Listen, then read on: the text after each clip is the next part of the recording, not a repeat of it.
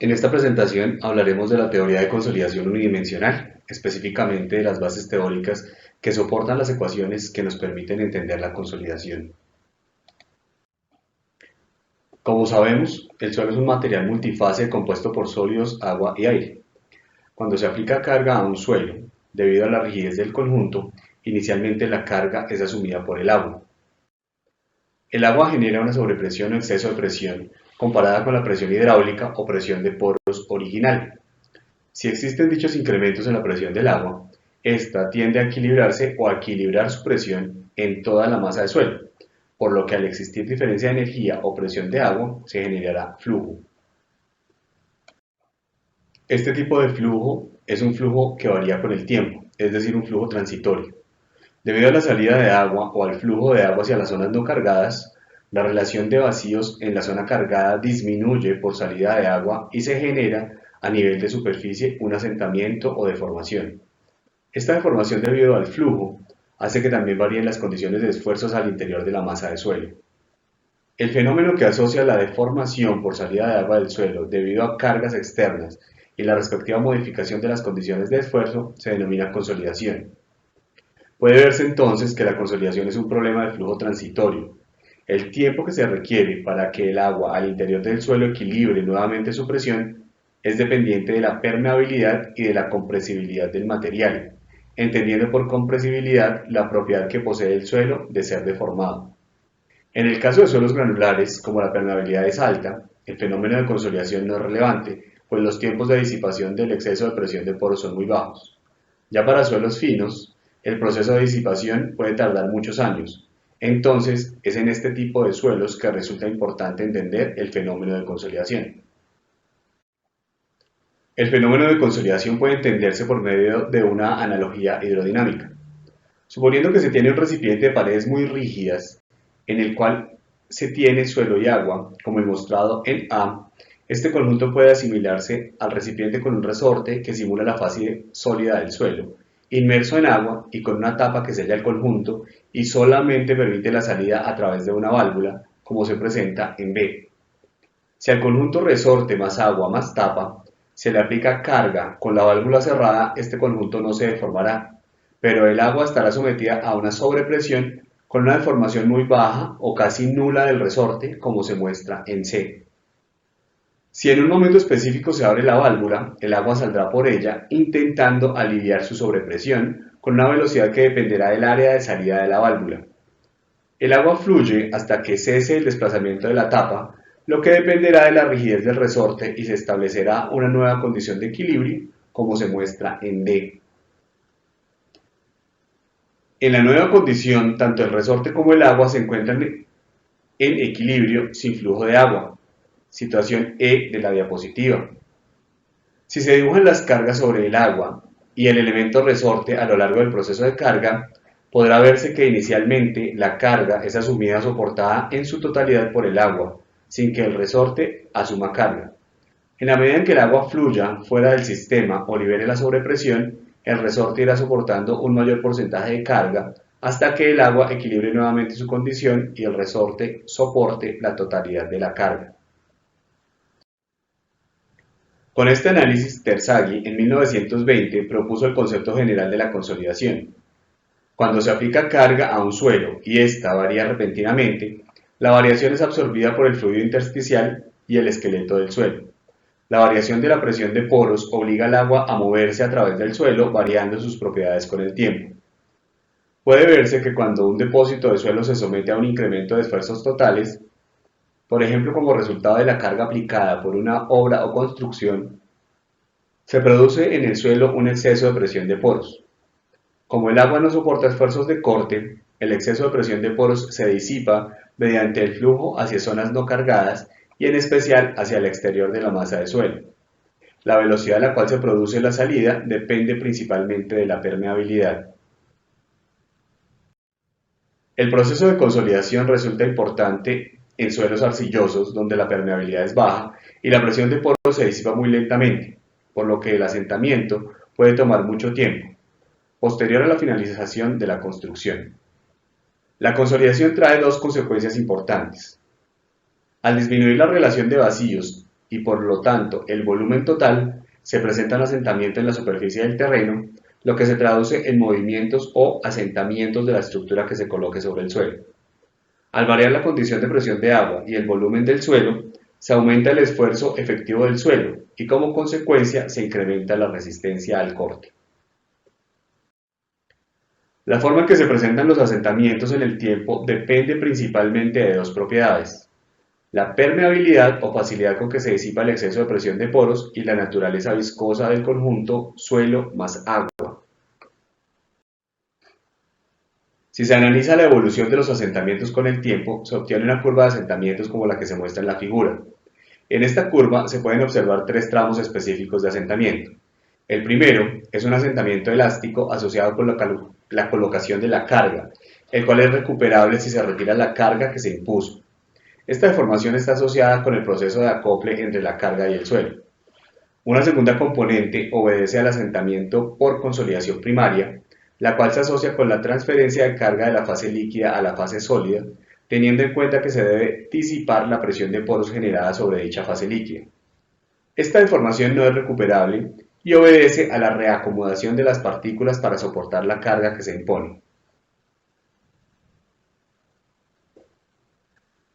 La tercera componente, o de consolidación por creep o plástica, está asociada con el flujo plástico de las partículas minerales que conforman el suelo.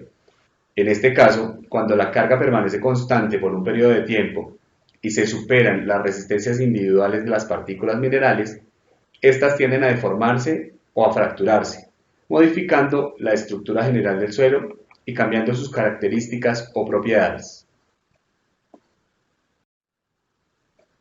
Aunque normalmente el fenómeno de consolidación se asocia a la colocación de cargas externas, entendiéndose que la consolidación es un proceso asociado con el flujo de agua, pueden presentarse otras condiciones para que se desarrolle la consolidación.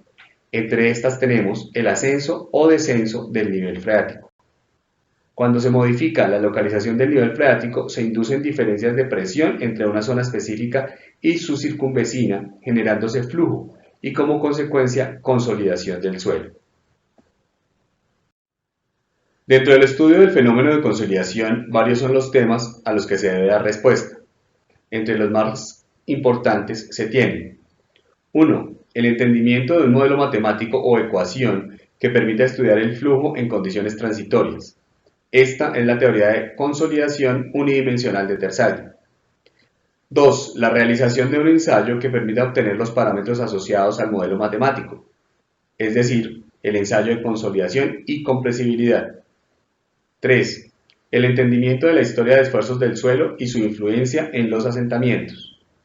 4. Los factores que afectan la respuesta del suelo ante las cargas impuestas y que traen como consecuencia los asentamientos. Y 5. El uso de parámetros de consolidación y compresibilidad para el cálculo de asentamientos. Pasaremos a revisar cada uno de estos aspectos. Inicialmente, vamos a intentar entender cuáles son las suposiciones que utilizó Terzaghi para proponer su ecuación de consolidación unidimensional, la cual es la base fundamental de la teoría de consolidación unidimensional. El análisis se realiza a partir del elemento infinitesimal del suelo, el cual es atravesado por un flujo de agua. La velocidad con la que este flujo atraviesa el elemento dependerá de la permeabilidad, por lo que se supone que existe total validez de la ley de Darcy. Se puede establecer entonces un equilibrio entre el caudal que entra al elemento y el caudal que sale del elemento, descomponiéndolos en sus componentes ortogonales referidas a un sistema coordenado x, y, z. Si se asume que el flujo es laminar y que en esa medida la velocidad de flujo es baja, se pueden escribir ecuaciones para cada una de las componentes del caudal de entrada y del caudal de salida a partir de la ley de Darcy. Cada componente corresponderá al producto de la permeabilidad y su variación por el gradiente hidráulico y su variación, multiplicados por el área perpendicular al flujo. El material se supone homogéneo, por lo que la variación de la permeabilidad en cualquier dirección será nula. En este caso, el flujo neto corresponderá a la diferencia, componente a componente, del caudal que entra y el caudal que sale del elemento. El cambio del volumen de agua en un tiempo dado depende de la estructura del material. específicamente de la saturación y los vacíos del material. A partir de las relaciones de fase, puede llegar a escribirse el flujo neto, delta Q, como la variación instantánea del producto saturación por relación de vacíos respecto al tiempo, multiplicándolos por el volumen de los sólidos. Ahora bien, teniendo en cuenta que el volumen de sólidos no es compresible, en la ecuación de variación del caudal, delta Q, dicho volumen puede ser reemplazado por el cociente entre el volumen total y 1 más la relación de vacíos. Reemplazando, entonces, se llega a la expresión resaltada en azul, en donde la variación de caudal puede expresarse en función del volumen total del elemento infinitesimal dado por el producto de sus dimensiones, de x, de y y de z, de la relación de vacíos E y de la relación instantánea del producto saturación por relación de vacíos. Al separar el producto incluido en la derivada parcial de la expresión anterior, obtenemos la ecuación de flujo en cualquier medio poroso. Es importante ver que cualquier variación de la relación de vacíos o de la saturación tendrá como efecto que varíe el caudal neto.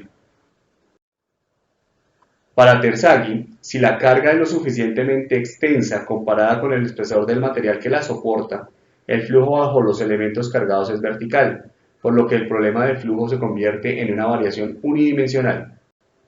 Terzaghi supone que en el suelo el flujo más importante se presenta en la dirección vertical, que en este caso será la dirección Z. Cualquier otra componente de variación de flujo neto puede tomarse como nula y la expresión de flujo neto en función de la permeabilidad puede igualarse con la obtenida a partir de las relaciones de fase. Ahora bien, el problema se simplifica si se supone que el suelo permanece siempre saturado. En este caso, la variación de la saturación es nula. Terzaghi también supone que existe total validez del principio de esfuerzos efectivos, por lo que cualquier cambio en la relación de vacíos se presentará cuando existe un cambio en el esfuerzo efectivo. Por regla de la cadena, entonces, la variación de la relación de vacíos con respecto al tiempo puede reescribirse como la variación de la relación de vacíos con respecto al esfuerzo vertical multiplicado por la variación del esfuerzo respecto al tiempo. La variación de la relación de vacíos con respecto al esfuerzo efectivo se denomina coeficiente de compresibilidad A sub B, la cual es variable dependiendo del nivel de esfuerzo vertical aplicado. Esta variable, que es propia para cada suelo, puede incluirse en la ecuación de variación del flujo neto. En la deducción de la ecuación de consolidación, la energía del agua en cualquier punto dentro de la masa de suelo puede expresarse mediante la ecuación de Bernoulli. En este caso, la cabeza de velocidad es pequeña y no se toma en cuenta en la ecuación. Sin embargo, es importante tener en cuenta que debe existir algún valor de velocidad, caso contrario no existiría flujo. Para las cabezas de posición se supone que las deformaciones son pequeñas y que los cambios de posición de las partículas son relativamente bajos.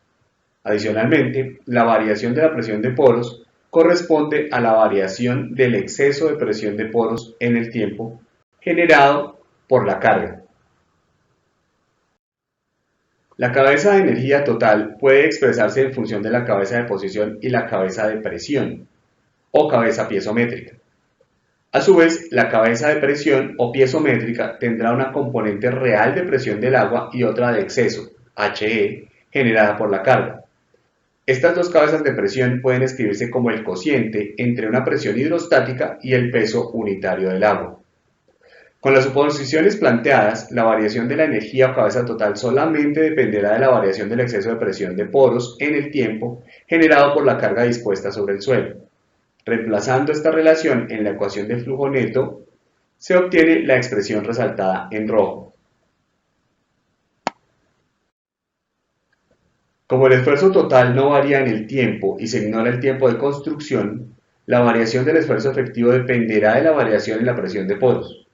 Aplicando el principio del esfuerzo efectivo de Terzaghi, puede reescribirse la ecuación de flujo neto de tal manera que se obtenga una expresión en función solamente de la variación del exceso de presión de poros y de parámetros propios del material como la permeabilidad, la relación de vacíos y el coeficiente de compresibilidad A sub B.